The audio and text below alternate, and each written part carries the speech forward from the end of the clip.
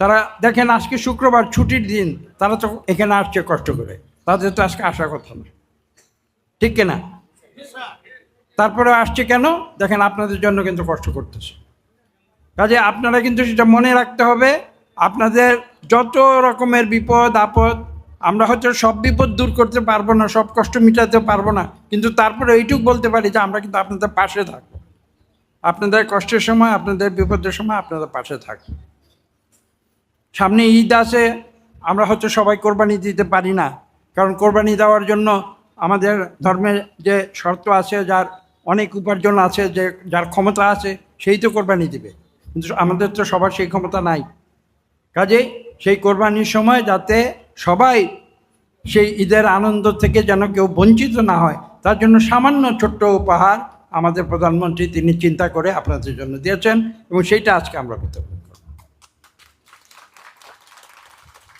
এবং ভবিষ্যতেও আপনাদের আপদে বিপদে যে কোনো সময় আমরা আছি। আপনারা আমাকে ভোট দিয়েছেন, আমি বলছিলাম আপনারা ভোট দিয়েছেন একদিন, আমি 5 বছর আপনাদের পিছনে আছি। তো আর কথা বাড়াবো না। এটা আমি বলেছি, এটা দরিদ্র দেশ, আমরা আস্তে আস্তে উন্নতির পথে যাচ্ছি। জাতিসংঘ আমাদের মধ্যম উন্নয়নের দেশ হিসাবে দিতে চেয়েছিল। এখন এই বিশ্ব পরিস্থিতির কারণে বিভিন্ন অবস্থার প্রেক্ষিতে আপনারা জানেন যে এই সময়টা বাংলাদেশের যারা ধনী শিল্পপতি আছে তারা এই সময়টা আরও বাড়িয়ে নিতে চায়। আমি খোলাখুলি বলছি, আমাদের কিন্তু সময় বাড়িয়ে নিলে হবে না, আমাদের যত দ্রুত সম্ভব নিম্ন আয় থেকে মধ্য আয়ের দেশে যেতে হবে। আমাদের পলিসি ঠিক রাখতে হবে। আমরা গরিবের দিকে যেতে চাই না, আমরা উন্নয়নের দিকে যেতে চাই।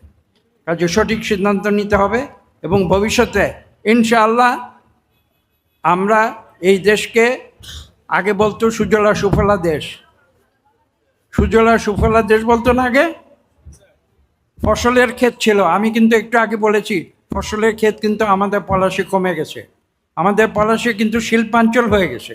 এইখানে এই যে আপনাদের আমদিয়া ইউনিয়নে বড় বড় সব কাপড়ের যে কল, সেখানে আপনারা কাজ করেন এখন, আগে হয়তো মানুষরা খেতে কাজ করতো। এটা একটা উন্নয়নের একটা স্তর। আমরা যত দেশ যত উন্নত হবে, কৃষি কাজ থেকে আমরা উন্নত পদ্ধতির দিকে যাব। এটা নিয়ে আফসোস করার কিছু নাই, এটা দুনিয়ার নিয়ম। কারণ কৃষি উৎপাদন বাড়ে।